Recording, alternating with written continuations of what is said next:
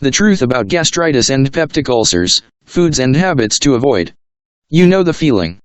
That burning ache in your stomach, maybe it wakes you up at too early morning, maybe it hits you an hour after you eat. You feel bloated, nauseated, and like you just swallowed a ball of fire. If this sounds like your daily life, you are not alone. Millions of people suffer from gastritis and peptic ulcers, but here is the problem: the internet is flooded with terrible, outdated advice. You've probably been told to just stop eating spicy food or drink milk to coat your stomach. Today, we are going to completely rewrite the rulebook. Over the next minutes, I'm going to show you exactly which foods and daily habits are secretly destroying your stomach lining and the real root causes of ulcers that doctors wish you knew, and the exact protocol you need to start healing your gut today. Welcome to the channel.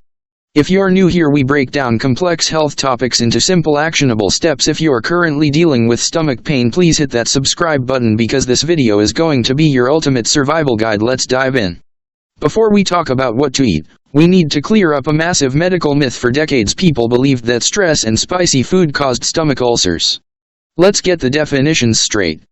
Gastritis is the inflammation of the stomach lining. Think of it like a sunburn on the inside of your stomach. A peptic ulcer is when that inflammation gets so bad that it creates an actual open sore in the lining of the stomach or the upper part of the small intestine. So, what actually causes that shield to break down?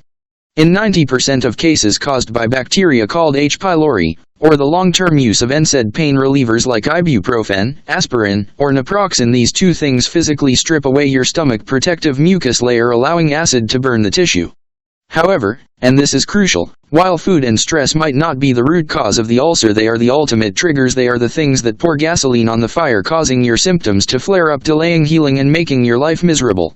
So if your stomach lining is currently compromised, here are the foods and habits you need to cut out immediately. The dietary triggers, foods to avoid. Let's talk about your diet. When you have gastritis or an ulcer, your stomach is essentially an open wound. You wouldn't put lemon juice on a cut on your arm, right? So why put it in your stomach? Here are the top dietary offenders. Offender number 1, the acid and spice illusion. Let's address the spicy food myth. Capsaicin, the chemical that makes chili peppers hot, doesn't cause ulcers, but it severely irritates an already inflamed stomach lining. It triggers pain receptors and can cause intense cramping. Similarly, highly acidic foods like citrus fruits, lemons, oranges, grapefruits, and tomato-based products, marinara sauce, ketchup, can directly irritate the eroded tissue. If you are in a flare-up, these need to go on the shelf. Offender number 2, the stimulants, caffeine and alcohol. I know. You love your morning coffee. But caffeine is a double-edged sword for your gut. First, it stimulates your stomach to produce excess hydrochloric acid. Second, it relaxes the lower esophageal sphincter, which can lead to acid reflux, compounding your misery. And alcohol? Alcohol is a direct solvent. It literally erodes the mucosal lining of the stomach. Drinking alcohol with an active ulcer is like rubbing alcohol on a paper cut.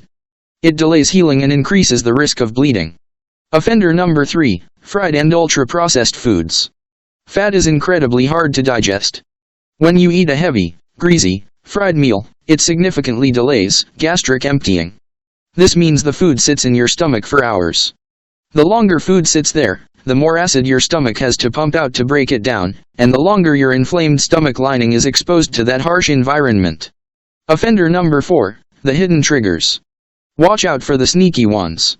Chocolate contains methylxanthine, which increases stomach acid.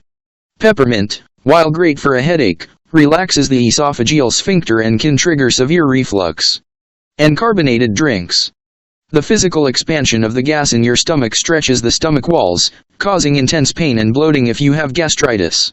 Chapter 3, Habits to Avoid. Now, let's talk about habits. You can eat all the boiled chicken and white rice in the world, but if your daily habits are sabotaging your gut, you will never heal. Here are the lifestyle traps you need to avoid. Habit number 1, the painkiller trap. This is the most dangerous habit on this list. Non-steroidal anti-inflammatory drugs work by blocking enzymes that cause pain and inflammation. But those same enzymes are responsible for producing the protective mucus layer in your stomach. Taking ibuprofen for a headache might cure your head, but it is actively stripping your stomach's armor. If you need pain relief, talk to your doctor about switching to acetaminophen, Tylenol, which does not damage the stomach lining. Never take painkillers drugs on an empty stomach. Habit number 2, the gut-brain connection, chronic stress. Remember how I said stress doesn't cause ulcers? Well, it doesn't cause them, but it absolutely prevents them from healing.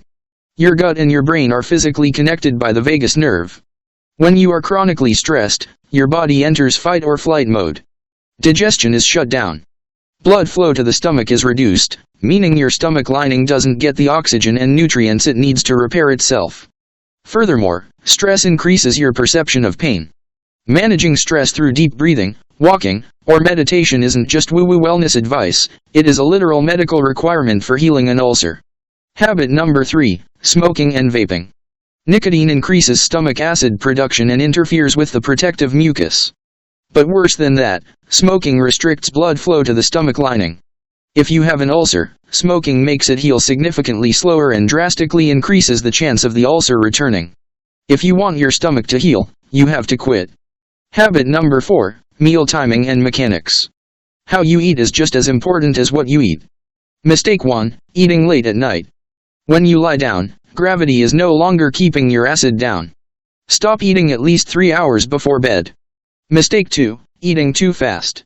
If you don't chew your food until it's applesauce, your stomach has to work overtime, producing excess acid to break down large chunks of food.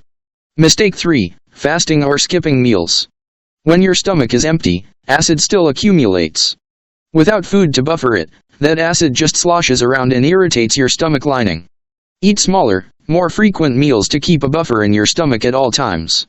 Chapter 4, The Healing Protocol, What to Do Instead. Okay, we've covered a lot of don'ts.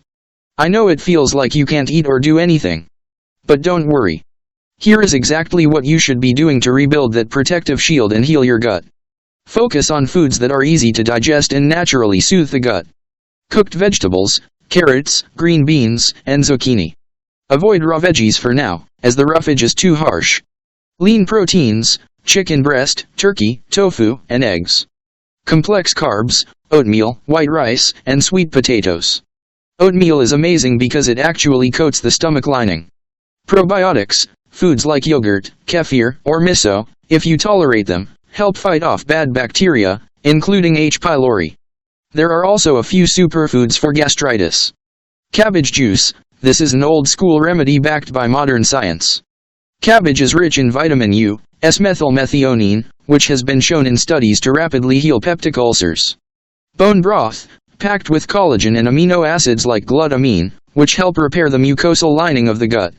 Manuka honey, has natural antibacterial properties that can help inhibit H. pylori growth. And finally, chew your food. I cannot stress this enough. Digestion begins in the mouth. If you chew your food 20 to 30 times per bite, you are doing your stomach's job for it. You will be amazed at how much your bloating and pain decrease just by doing this one thing. Call to action. Healing gastritis and peptic ulcers is not about perfection, it's about giving your body the environment it needs to repair itself. It takes time. The stomach lining can regenerate, but you have to stop picking at the scab. If you are experiencing severe stomach pain, vomiting blood, or having black, tarry stools, these are signs of a bleeding ulcer. You need to go to the emergency room or see a gastroenterologist immediately. You may need a breath test for H. pylori or a course of antibiotics with proton pump inhibitors and adjust food and habits to manage the symptoms, and your doctor cures the root cause. If you found this video helpful, please hit that like button, it really helps the channel reach more people who are suffering in silence. And let me know in the comments, what is your go-to safe food when your stomach is feeling upset? I read all the comments and I'd love to share your tips with the community. Stay healthy, listen to your gut, and I will see you in the next video.